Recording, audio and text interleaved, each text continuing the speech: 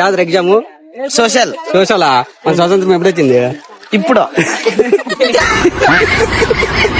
తమ్ముడు ఎగ్జామ్ ఎలా రాసినావు నువ్వు? సూపర్ నా సూపరా?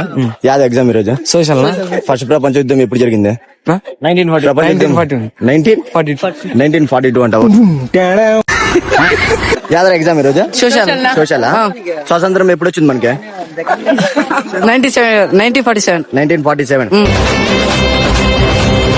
ఇది యా ఎగ్జామ్ ఈరోజు సోషల్ సోషలా? సోషల్ ఎగ్జామ్ బాగా రాసినావా? ఈజీనా పేపర్? ఈజీ యా ఊరు తమ్ముడు ఇది? కనగలేను కనగల ఎన్ని మార్క్స్ రాసినావు?